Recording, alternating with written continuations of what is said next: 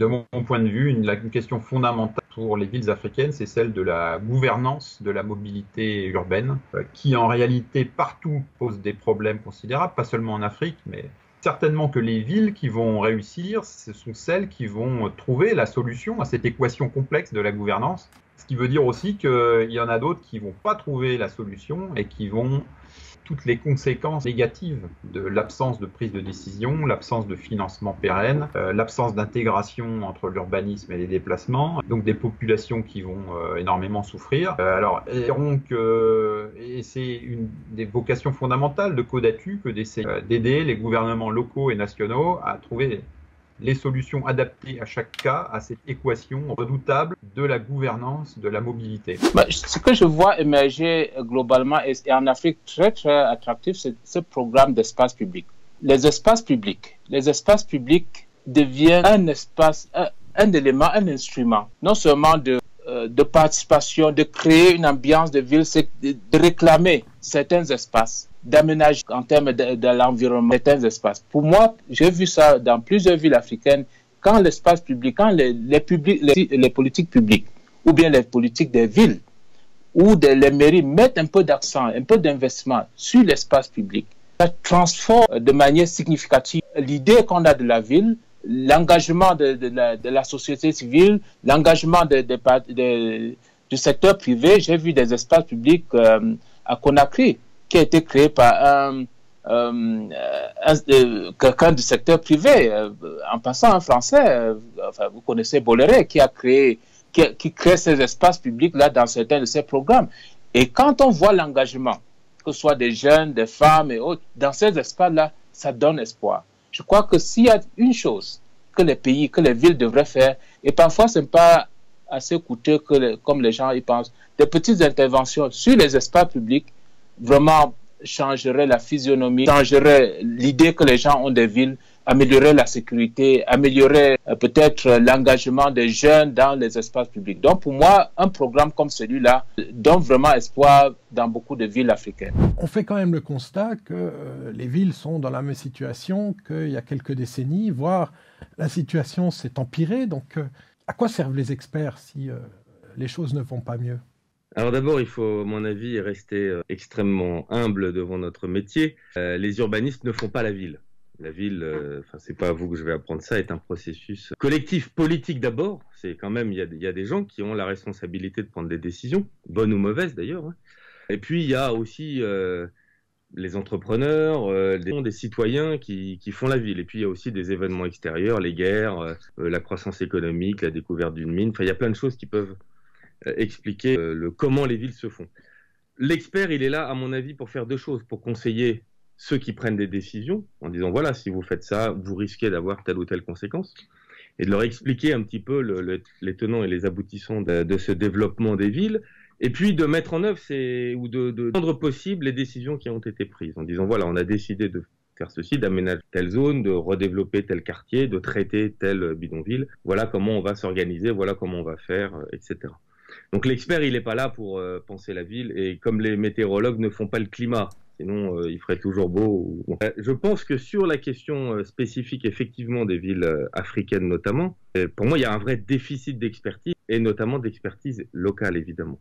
L'expertise vient trop souvent d'ailleurs. On sait qu'il y a des problèmes de formation des jeunes, alors que je pense qu'il y a pas mal de jeunes sur le continent qui seraient intéressés. Il y a un problème de formation, et il y a surtout un problème d'embauche. C'est-à-dire qu'aujourd'hui, les villes ont quand même très peu les capacités d'embaucher des experts. Donc je sais que le terme d'expert n'est pas toujours très bien présenté et n'a pas une connotation toujours très positive, mais je pense qu'on manque d'expertise, c'est-à-dire de gens qui s'intéressent vraiment aux politiques urbaines aujourd'hui en Afrique. Je crois au pouvoir des collectivités locales et au renforcement du pouvoir des collectivités locales comme le premier droit des espaces urbains qu'elles ont à administrer. Je crois que c'est un point clé. Alors, c'est quelque chose, c'est une option politique. Hein. C'est une option politique qui est de dire il est important que sur des espaces urbains, sur des villes, les collectivités locales puissent être les chefs d'orchestre, les maîtres d'ouvrage du développement de l'espace sur lesquels elles ont en principe un pouvoir de gestion. Donc moi je crois au rôle des collectivités et au renforcement du rôle des collectivités locales dans la gestion des espaces urbains locaux. Ce qui ne veut pas dire que l'État, bien sûr, et l'État central ne doit pas avoir sa place en matière de régulation, en matière d'environnement à donner à ces collectivités locales pour qu'elles puissent agir. Quand je parle d'environnement, je parle aussi d'environnement financier, etc.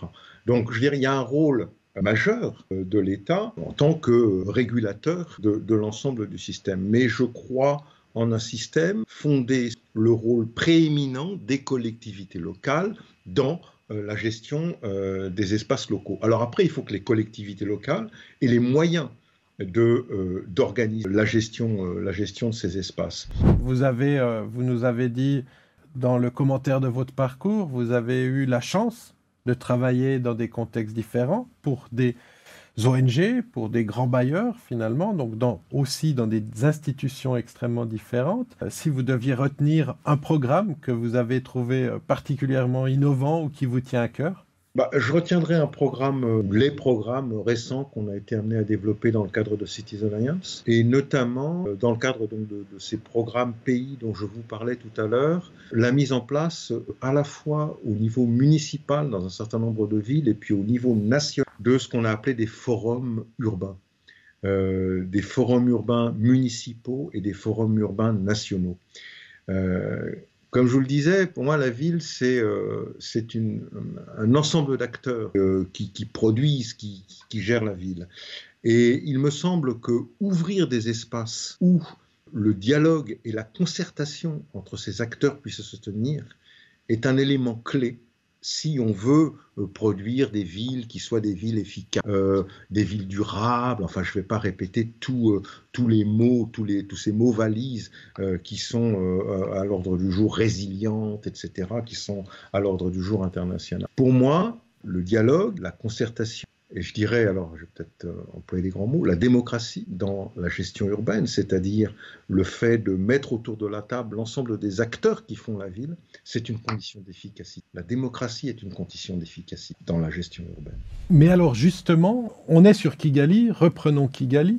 À la fois, on vante les mérites du modèle Kigali, je crois que tout le monde est d'accord avec ça. Il y a une manière de gérer qui n'est pas la même à Kigali, où vous avez cité Kampala également, qui nous donne une impression d'un pouvoir extrêmement fort et centralisé. Et d'un autre côté, on veut que les villes, justement, prennent leur autonomie, et donc ça présuppose un pouvoir décentralisé. Comment on gère cette gestion du pouvoir, et quel est le modèle, finalement, qui donne les meilleurs résultats? Parce que, à en croire aujourd'hui le modèle en vogue, celui de Kigali, c'est quand même une gestion centralisée d'un pouvoir qui permet de mettre en place toutes les choses qui fonctionnent. Exactement. Je crois qu'on a besoin d'un équilibre entre la centralisation et la décentralisation. Et cet équilibre provient qu'il y a des bases qui devront être mises en matière de cadre réglementaire, en matière de politique, en matière de certaines interventions, comme par exemple l'apuration des marchés fonciers, la mise en place de systèmes d'enregistrement foncier.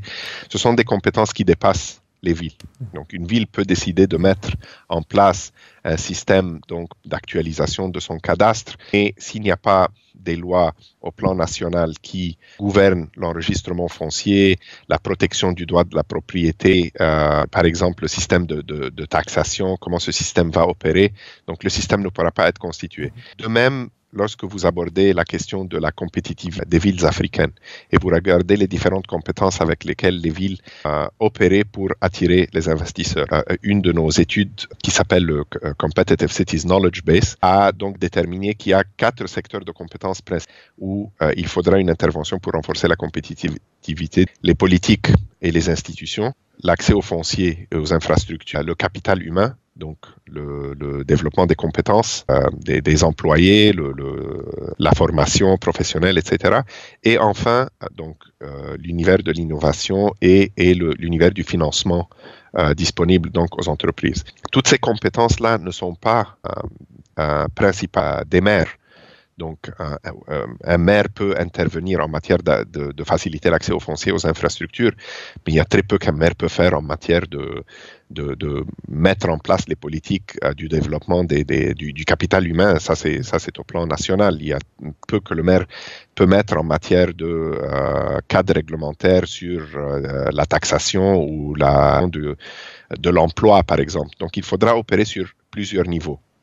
De même avec la ville de Kigali, donc les fondations de la ville de Kigali, donc déjà que le Rwanda comme pays, comme c'est un pays qui a une superficie qui est très limitée, qui a une densité en matière de population dans le cadre du pays qui est vraiment très élevée. Et donc, c'est un peu les modèles que vous voyez dans un pays ou un pays-ville comme Singapour, etc., où à cause de la densité, la gestion efficace et efficiente du foncier est essentielle pour contribuer au développement économique. Et donc, la base sur laquelle s'est fondé le développement de Kigali, c'était l'apuration des droits de la propriété, l'enregistrement en masse des droits de propriété et du foncier pour permettre l'opération donc d'une économie efficiente à base d'un accès transparent au foncier et de minimisation donc des conflits sur la propriété. Et donc, c'est ça la fondation sur laquelle se crée donc le développement de Kigali. Après ça, en matière de renforcement des capacités, de la décentralisation des recettes, des compétences et des recettes en même temps, ça c'est un processus graduel.